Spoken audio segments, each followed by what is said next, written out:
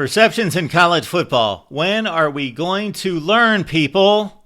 During the entire offseason, obviously coming off a Final Four college football playoff appearance with the hot shot at quarterback, the former five-star in Arch Manning, Texas was going to be a national championship contender.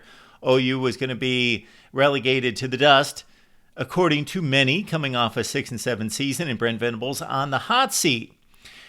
Then we get into the season. Texas loses against Ohio State. No shame in that. Number one team in the country. Only a touchdown separation there. But then they didn't play well. And certainly Arch Manning did not play well.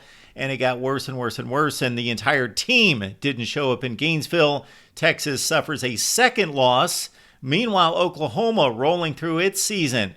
Impressive wins against Michigan in particular. Also in the SEC. And suddenly, despite Vegas telling us basically this is a pick'em game, Oklahoma, I couldn't find anyone who thought Texas was going to win this game. Of course, Oklahoma was the much, much better team.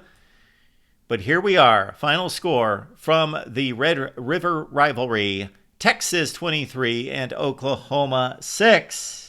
We know about Arch Manning. We know about throwing sidearm. The mechanics are awful. The decisions have been bad. Also, let's understand the offensive line has been atrocious. And on occasion, he has looked good. And as Kirk Herbstreit pointed out during this game, maybe we don't give him quite enough credit for toughness and leadership that he displayed, certainly against one of the best defenses in the country. And again, the offensive line has been a mess at Texas.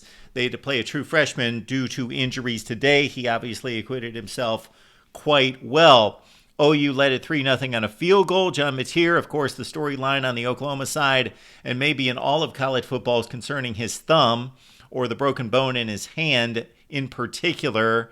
How could he manipulate the football, hold the football, squeeze the football, and what was the pain threshold? But we found out late in the week that he would, in fact, play in this game. However, you got to think that it affected him because he's had a Heisman season up until showing up against the Texas defense.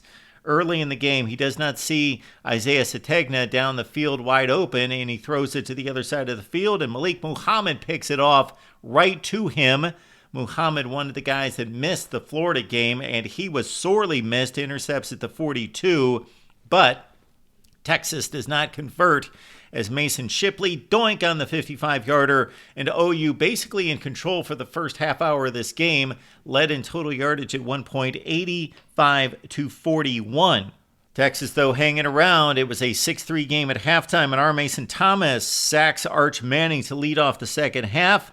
On the next drive, though, Arch gets it going as he scrambles a number of times, and also Trey Wisner proved to be big time again. He was one of the leaders as Texas made its college football playoff run last year as one of the toughest, sturdiest, and most determined backs in the nation with great vision, great pass receiving skills out of the backfield. And in this game, despite not having perfect blocking, boy, he was tough to bring down and found those gaps, those nooks, those crannies to advance the football.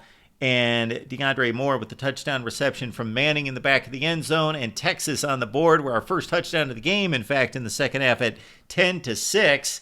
And Texas eventually would break it open, of course. Jelani McDonald tried to do that sooner, but he dropped a would-be pick six as Mateer threw it right to him in the flat. And then it's again Arch leading the team down the field. He had 3 drives of plus 70 yards in the second half.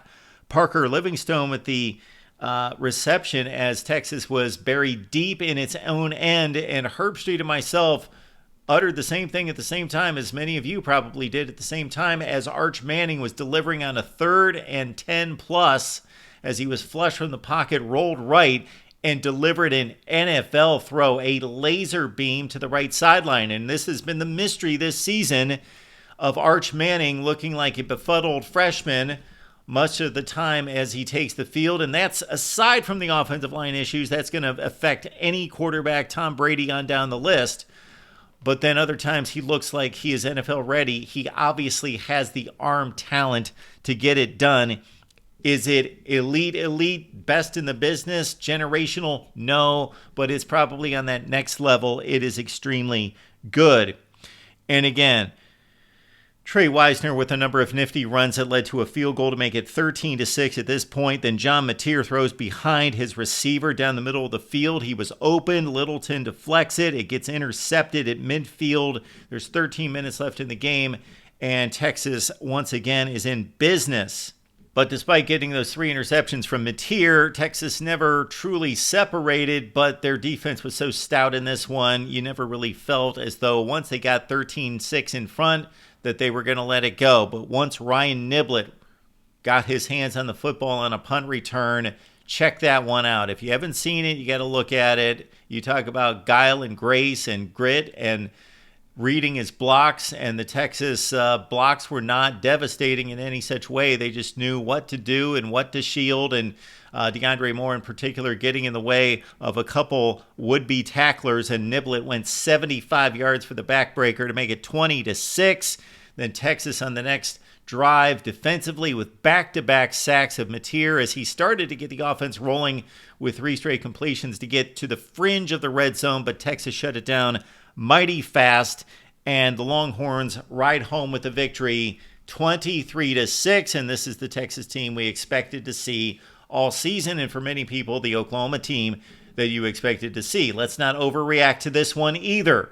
Oklahoma has a difficult one on the road against South Carolina coming up next week, and look at Texas. Again, the schedule is factored into these two teams' records as well. Texas has by far been the better team, certainly last season, and this season, they were on this day. For the course of the season, we shall see. However, Texas has benefited from a much easier schedule, and even though Mississippi State's much improved, Vandy continues to be improved. Look at Oklahoma's schedule, and look at Texas's schedule coming up. Coming off this 23-6 win, and possibly in a do-or-die situation in terms of the playoffs, 9-3 probably won't do it for Texas. We shall see what kind of mayhem ensues in the rest of the country. At Kentucky, Mississippi State, Vandy the next 3 weeks in the SEC. That's about as easy as you can get it in this conference. Kentucky, Mississippi State, Vandy. All right, your thoughts about the Longhorns. Are they still alive? Oklahoma, can they bounce back? How much was John Mateer affected by his broken hand? It appeared as though he was. We talk college football with you Monday through Saturday, 10 p.m. Eastern Time, or post-game right here at the Voice of College Football. Give me a call. Join the best chat in college football.